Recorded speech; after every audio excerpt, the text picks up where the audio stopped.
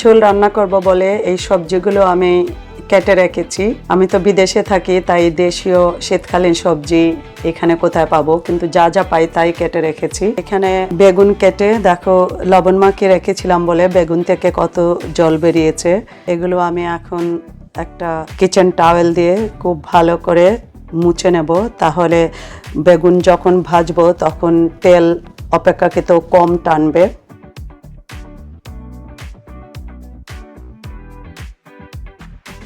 আমি এই মসুর ডালের বড়া করে ঝোলে দেব, তাই ডালগুলো পিষে নেব মিক্সিতে।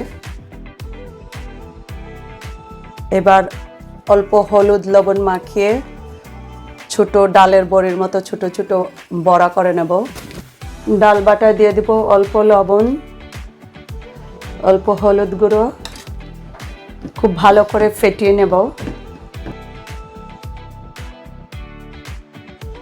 ভাজাগুলো আমি সাদা তেল দিয়ে করব, রান্নাটা করব সরষের তেল দিয়ে।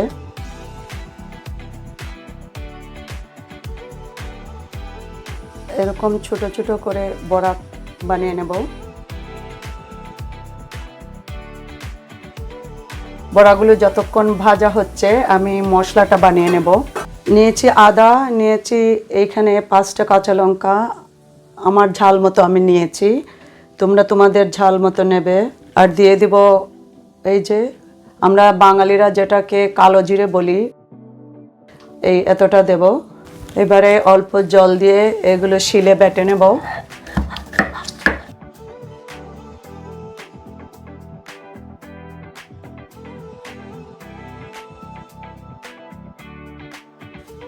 মশলাটা আমার মিহি করে বাটা হয়ে গেছে, এবার একটা বাটিতে তুলে নেব।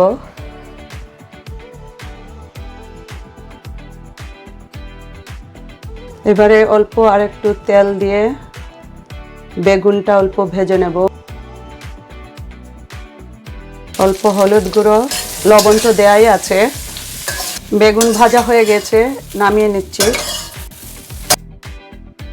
এবার কড়াইয়ে আরো অল্প একটু তেল দিয়ে একে একে শক্ত সবজি আগে দিয়ে সাঁতলে নেব সবজিগুলোকে লবণ আর হলুদ দিয়ে। আলু, ওলকপি আর গাজরগুলো দিয়ে দেব একসাথে প্রথম, তারপরে আস্তে আস্তে অন্য সবজিগুলো দেব। লবণ হলুদ নাড়িয়ে অল্পক্ষণ ঢাকা দিয়ে রান্না করব, তারপরে বাকি সবজিগুলো অ্যাড করে নেব। দিয়ে দেব মূলো আর বিনস, সবই দিয়ে দিব এবার একসাথে। এগুলো সব নরম আছে, এমনিতেই এইখানে নেদারল্যান্ডের গ্রিন হাউসের সবজি সব নরমই হয় মোস্টলি। এবারে ঢাকা দিয়ে একটু ভাপিয়ে নেব। দেখো সবজিটা কতটা কমে গেছে, সাতলানো বা ভাপানো যায় বলো, সেটা হয়ে গেছে। এবার নামিয়ে নেব এগুলো।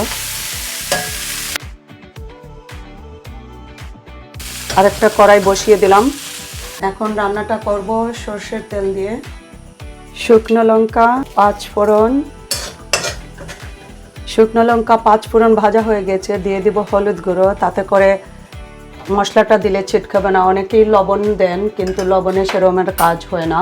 দিয়ে দিব এই যে মশলাটা বেটে রেখেছিলাম জলে গুলে। আমি লঙ্কা গুঁড়ো দেব না, কারণ এখানে কাঁচা লঙ্কা বাটা আছে। মশলার বাটিটা ধুয়ে দিয়ে দেব অল্প আর একটু জল, তাহলে মশলাটা ভালো করে ইউজ করা হয়ে যাবে, বাটির গায়ে যেটা লেগেছিল। নেড়েচেড়ে মশলাটা কষিয়ে নেব। এবার দিয়ে দেব সবজি। মশলা আর সবজিটা খুব ভালো করে নাড়িয়ে মেশাবো, আর সেই সাথে একটুখানি কষিয়েও নেব। মশলা সমেত সবজিগুলো ভালো করে মিশিয়ে কষিয়ে নিয়েছি। এবার অ্যাড করে নেব ভাজা বেগুন। এবার দিয়ে দিব জল, এটা পাতলা পাতলা ঝোল হবে। তাই অনেকটাই জল দিয়ে দেব।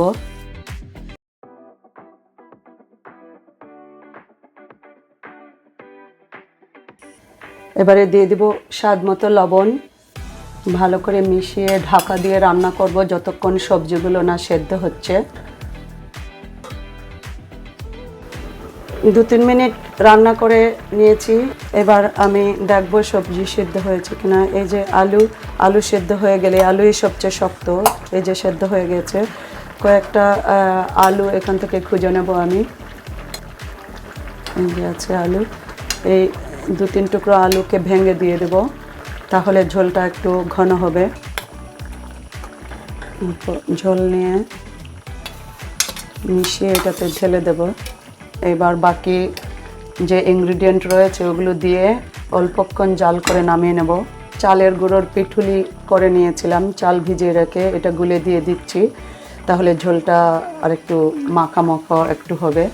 আর অনেকেই এতে ভাতের মাড় অথবা ময়দা অথবা কর্নফ্লাওয়ার দিয়ে থাকেন, যে যেটা ভালো লাগে, যার যেটা সহজলভ্য হয় সেটাই দেবেন।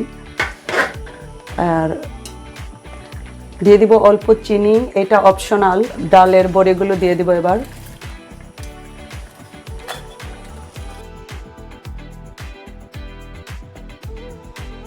ঢাকা দিয়ে 1-1.5 মিনিট রান্না করব। দেখো কত সুন্দর হয়েছে আমার সবজির ঝোল। তবে কালো জিরাটা খুব একটা বেশি দেবে না, না হয় তেতো লাগবে।